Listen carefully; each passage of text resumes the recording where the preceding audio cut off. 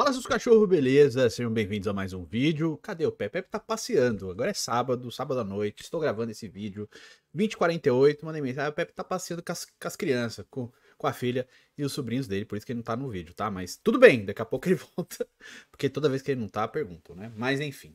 Quero conversar com você sobre seleção brasileira novamente. Porque a gente teve o encontro, né? Para comemorar os 30 anos da conquista do Tetra, e a gente teve alguns momentos ali que tem que ser levado em consideração, alguns com crítica, alguns com teor mais crítico, principalmente as falas do Jorginho e do Romário, tá? E a reaproximação do Bebeto e do Romário, que eu achei maravilhoso, né? E como eu me propus a mostrar esse lado de torcedor de seleção brasileira, tal, deixar ele mais, já que se já não fosse claro, deixar ele mais claro ainda, repercutir e falar sobre essas coisas que estão acerca do assunto seleção brasileira, tá bom? Só antes de entrar nesses pormenores, quero convidar você para participar da rifa dos meus bonecos, tá? Dos meus action figures, dos meus hominhos. São 40 mil reais em hominho, tá, cara? Eu comprei vários aqui, tem vários. Vou até mostrar aqui, ó. Tem um aqui que tá perto. Deixa eu pegar aqui, ó. Por exemplo, tem esse Ryu aqui, ó, na caixa original, SH Figuarts, tá? Paguei por volta de 500, 600 reais por ele, tá? Hoje já vale mais, tá? Por quê? Porque esses artigos, com o passar do tempo, eles vão ficando valorizados, porque eles saem de linha e nem sempre são relançados, e aí eles ficam mais valorizados. Vou até pegar um aqui do Dragon Ball. Aqui, com licença. Esse aqui é no pelo, tá? Então não vai ter cortes. Esse aqui, ó. Grande Saiyaman, do Dragon Ball Z. Pô, esse aqui é maravilhoso também, tá? Enfim, são vários, são 40 reais em bonecos. Tem vários Cavaleiros do Zodíaco também. Se você não quiser os bonecos, eu dou 25 mil no Pix, foi uma proposta que uma loja fez pra mim por eles, tá? Porque a loja quer lucrar e tal, mas eles valem 40 mil comprados. Se você for vender separadamente, falar, pô, vou vender aleatório pra quem for comprando, você consegue pegar até bem mais, cara. Até por volta de 60 aí, tá? Então, se tiver paciência, eu não tive pra fazer isso, aconselho, tá bom? Ou 25 mil no Pix, que é o valor da loja, ter oferecido. Além disso, para o top 3 compradores, 10 mil pro primeiro colocado, 8 mil pro segundo, 7 mil pro terceiro, tá? Inclusive aqui no pacote tem uma chuteira, vou pegar aqui também, tá? Ela já ficou exposta aqui no cenário do canal, deixa eu pegar aqui para vocês. Essa Nike do Cristiano Ronaldo, ela foi lançada há uns 3 anos atrás. Cara, ela nunca foi usada, tá? Ela tá perfeita e tal.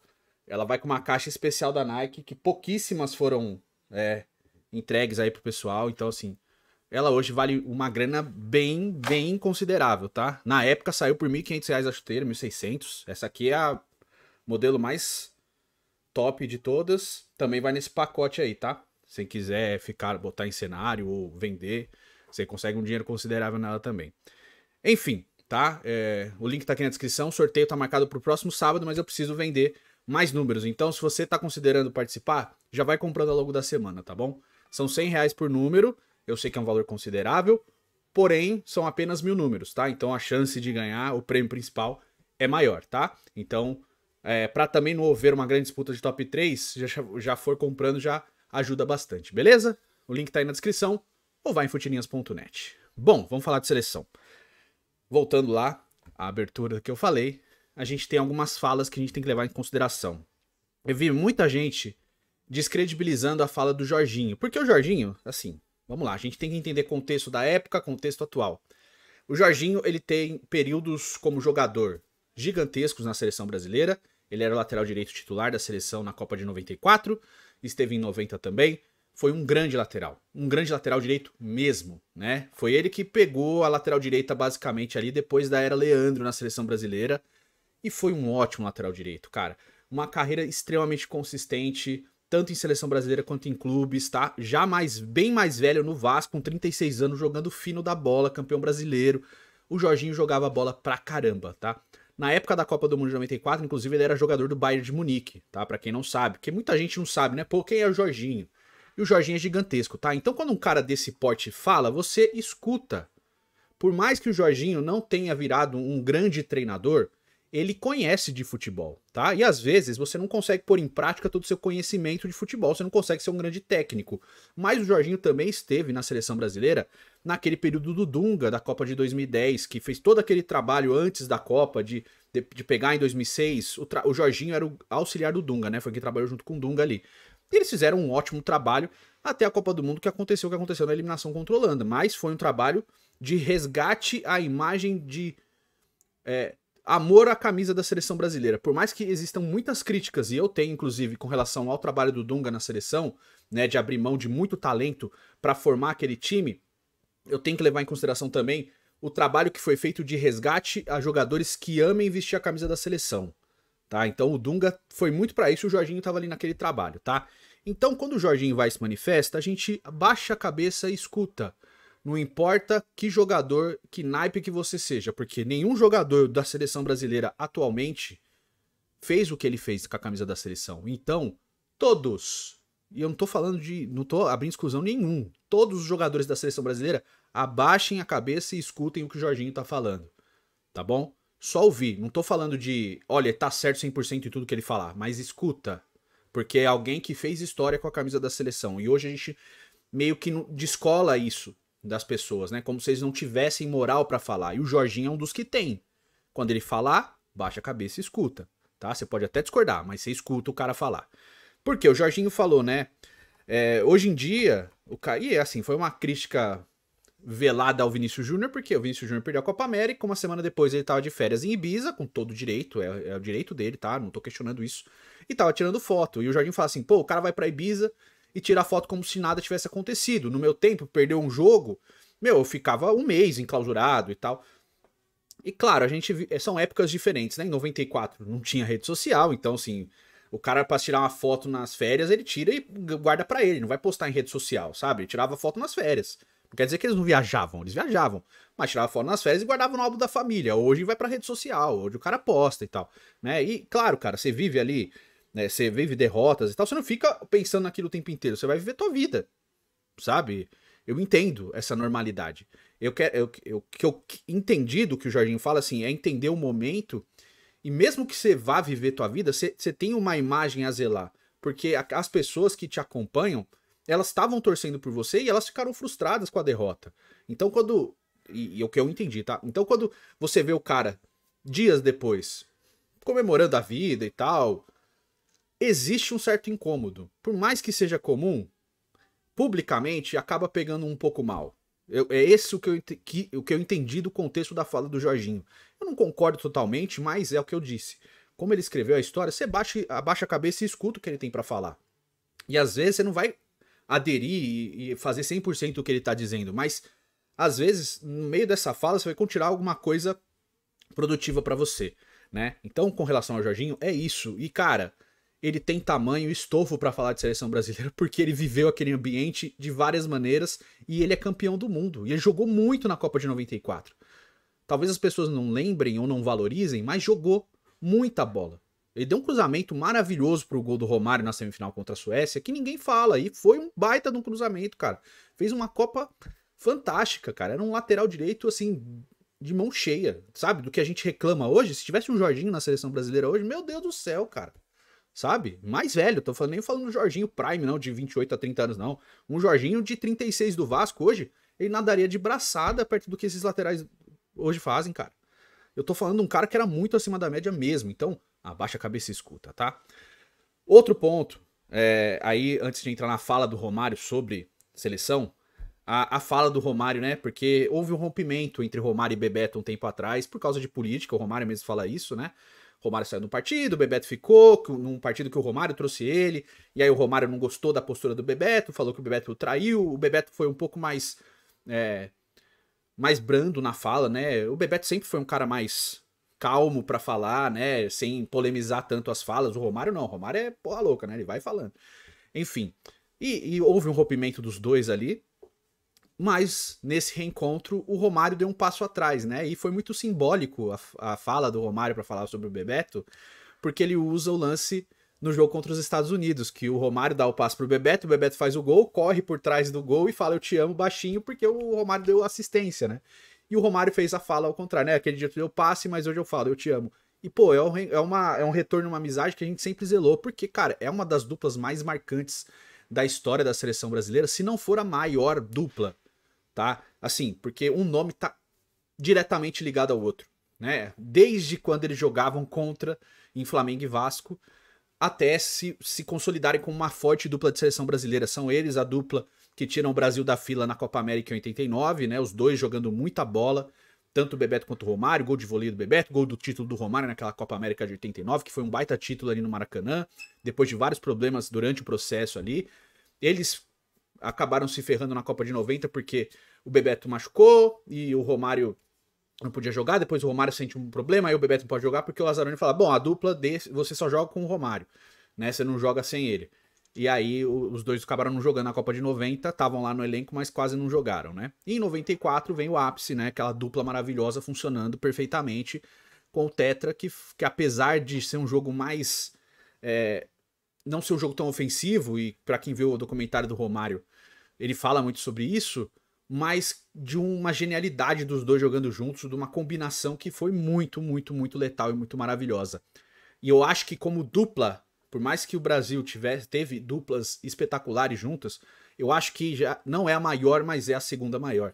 Acho que Garrincha e Pelé é a dupla mais impactante para a seleção, por causa de duas Copas do Mundo, né, 58 e 62, e foram até 66 mesmo, com Garrincha já bem mal, mas são 3 Copas do Mundo com 2 títulos, e logo atrás vem Bebeto e Romário, assim, com uma dupla mais impactante, né, pra minha vista é a dupla mais impactante da seleção do que eu vi, tá, como dupla, nem digo assim, olha, era maior do que Rivaldo e Ronaldo, mas eu acho que o casamento desse jogo dos dois foi perfeito, então é a maior dupla, né, depois de Garrincha e Pelé. Então é gigante, cara. Pra você ficar atrás de Garrincha e Pelé não é qualquer coisa. Ser o primeiro logo depois deles não é qualquer coisa. Uma dupla fantástica, espetacular e muito feliz do retorno dessa amizade dos dois, cara.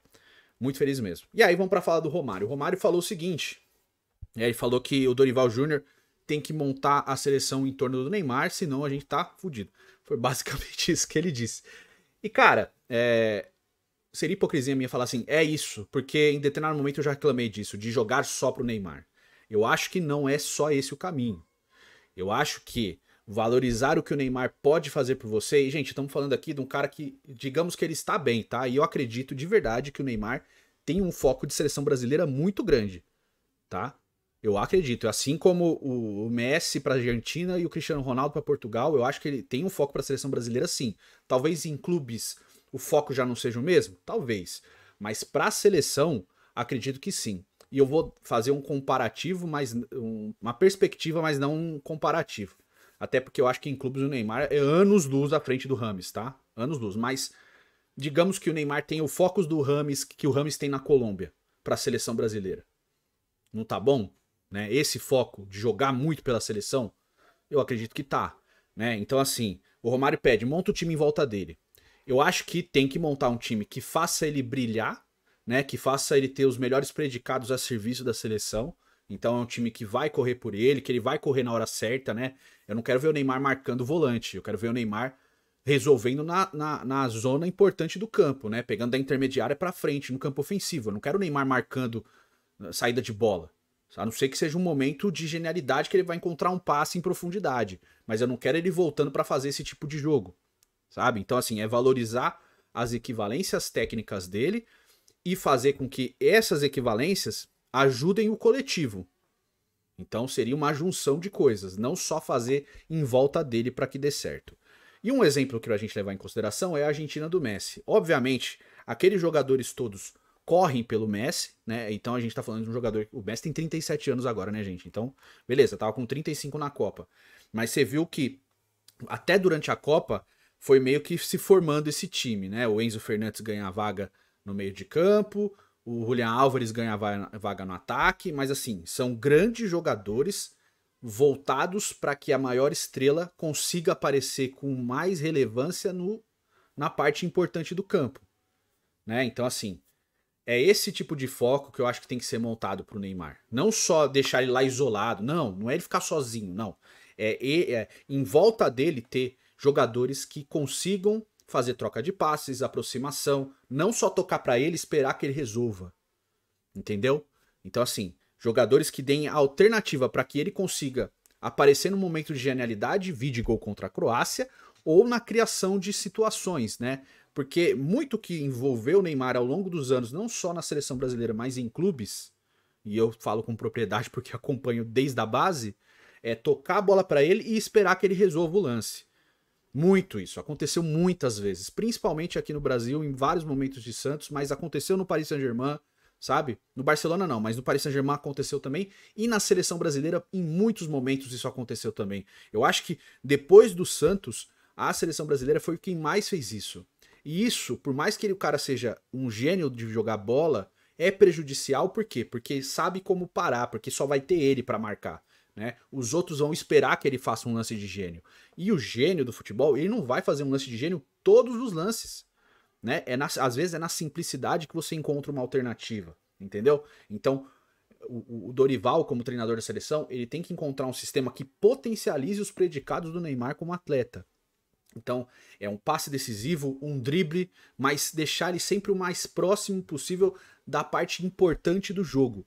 De novo, eu não quero ver o Neymar fazendo recomposição defensiva. O Neymar tem que estar o cara para dar o tapa certo para o Vinícius Júnior entrar em profundidade fazendo o facão, para lançar o Rodrigo ou para aparecer ele na frente numa tabela com o Richarlison, com o Endrick, com quem quer que seja, com o próprio Vinícius Rodrigo, quem quer que seja, para decidir um jogo. E é isso. Fazer com que as polivalências do jogador apareçam nos momentos certos. Esse é o trabalho do Dorival Júnior na seleção brasileira. Encontrar esse caminho para o Neymar. Mas que os outros jogadores também tenham e entendam que tem responsabilidade de decidir os jogos. Porque quando você tem só um jogador para brilhar, basta você marcá-lo que todo mundo vai tocar a bola para esse jogador e não vai fazer nada porque aquele cara tem que resolver. E não é assim. Você tem que pegar esses predicados, fazer com que eles apareçam, mas ter alternativas de jogo, entendeu? Já que o Neymar é um chamariz de atenção, né? Você toca a bola pro Neymar, você vai ter automaticamente 2, 3 jogadores ali prestando atenção no que ele vai fazer para tentar pará-lo, você vai abrir alternativas para outros jogadores. Só que isso precisa ser treinado. Esses jogadores precisam saber explorar esses espaços que vão ser deixados pelos adversários nessa marcação em cima do Neymar.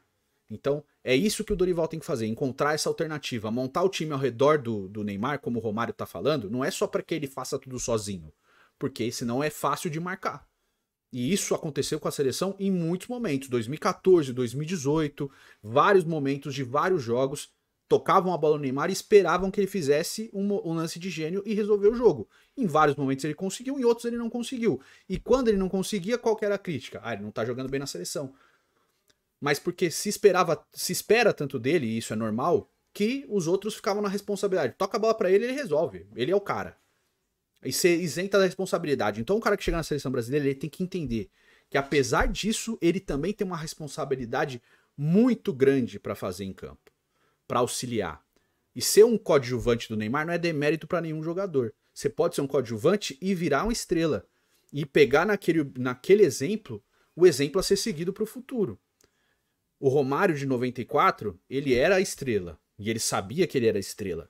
Só que os outros jogadores daquele time, já que o fato é a festa do Tetra aí, de 30 anos, também entendiam. O Bebeto, ele não era o protagonista. Ele era o grande coadjuvante depois do Romário. Mas, sabendo da responsabilidade dele e de ser uma estrela também, ele estava ali nos momentos para dividir esse protagonismo, para auxiliar o Romário e aparecer nos espaços da atenção que era dada ao Romário. Então, quando iam jogadores marcar o Romário, o Bebeto tinha liberdade. E isso aconteceu em alguns momentos muito importantes daquela Copa. O jogo contra a Holanda, o jogo contra os Estados Unidos, o Romário estava super bem marcado. Quando ele percebeu que ele não tinha alternativa de chute, ele encontrou um passe que o Bebeto fez o gol. É esse ponto. E aí eu vou totalmente. Se o Romário tá falando nesse sentido, concordo 100%. Explorar as principais equivalências do jogador. E aí, gente, não é questão... A gente tá falando do Neymar porque ele é o ponto focal. Mas pode ser outro atleta. Mas desde que entendam que fazer com que os predicados desse cara fiquem aflorados nas partidas, cercando ele de qualidade e de jogadores que entendem dividir essa responsabilidade. A gente espera um protagonista, obviamente, mas que eles dividam esse protagonismo em jogadas, né? O craque é esse? Tá bom, o craque é esse, ok. Mas os outros jogadores têm que saber carregar o piano também. E carregar o piano não é só marcação, não é só correr por ele para marcar, é correr por ele para auxiliar. Aproximação, troca de passes, passar no espaço vazio, fazer o facão na entrada do lançamento várias e várias coisas. Não é só marcação, correr e marcar por ele. Não, é aparecer para ele para que ele brilhe. Puxar a marcação, tudo isso é importante. Então, a responsabilidade do Dorival é essa. Montar para que a estrela brilhe, mas que faça as outras estrelas brilharem junto. Não brilhar sozinho. Entendeu? Eu acho que é esse o ponto. Se for levado nessa toada, eu acho que esse é o caminho ideal. Mas quero saber a sua opinião. Você concorda comigo ou discorda de mim? Parafraseando o nosso Otávio Gado Super 8. Diz aí nos comentários que eu quero saber. Participa da rifa lá em futirinhas.net. Agradeço demais se você puder participar, tá? Fico muito grato mesmo. Tá ajudando muito a gente aqui no canal a continuar produzindo conteúdo. Tamo junto e até o próximo vídeo. Fiquem com Deus.